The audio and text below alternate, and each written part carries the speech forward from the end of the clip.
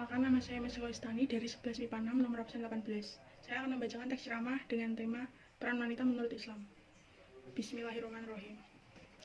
Alhamdulillahirabbil alamin wassalatu wassalamu ala asrofil anbiya'i wal mursalin sayyidina Muhammadin wa ala alihi washabihi ajmain. Amma ba'du.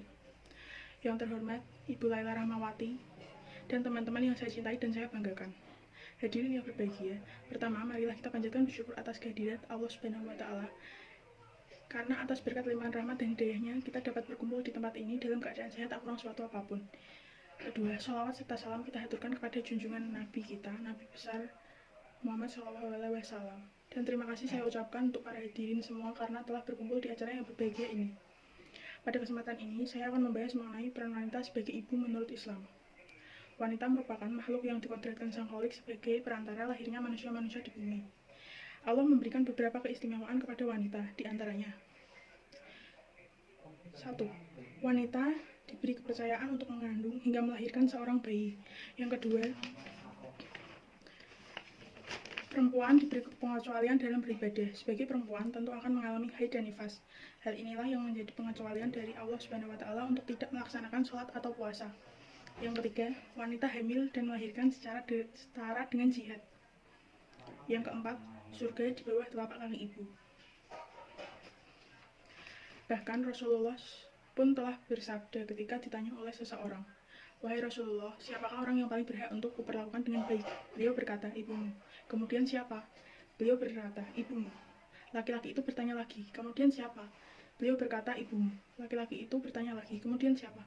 Beliau menjawab, "Kemudian ayahmu."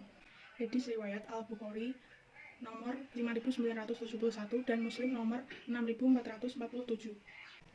Seorang ibu tidak hanya memiliki tugas mengurus rumah saja, tetapi juga memiliki peranan yang sangat penting dalam mendidik anak. Karena akhlak seorang anak sangat ditentukan oleh bagaimana cara kedua orang tuanya merawat dan mendidik, terutama ibunya. Oleh karena itu, ibu disebut juga sebagai madrasah pertama bagi anak. Beberapa langkah yang perlu dilakukan seorang ibu dalam mendidik anak-anaknya. 1. Mendidik anaknya mulai ketika masih di dalam kandungan. 2. Mendidik sopan santun anak agar memiliki akhlak yang mulia. Maka wajib diberikan pendidikan yang lebih konkret, antara lain sebagai berikut. A. Membiasakan bersyukur kepada Allah Subhanahu wa taala. B. Menanamkan tauhid dan dijauhkan supaya jangan sampai menjadi orang musyrik. C. Disadarkan jerih payah ibu bapaknya, kemudian timbul rasa terima kasih, hormat, dan taat.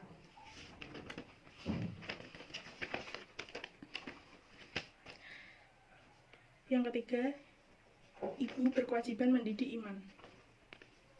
Islam mengajarkan bahwa setiap kelahiran masih dalam keadaan fitrah.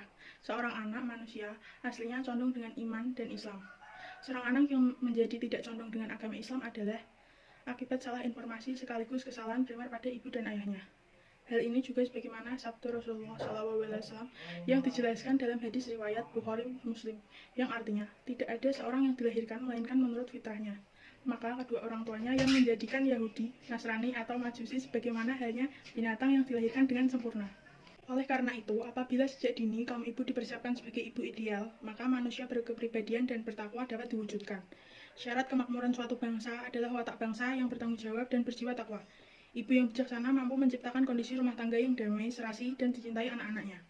Demikian yang bisa saya sampaikan, dan semoga bermanfaat bagi kita semua. Terima kasih atas perhatian ibu guru dan teman-teman sekalian. Apabila ada kekurangan atau salah kata, saya mohon maaf.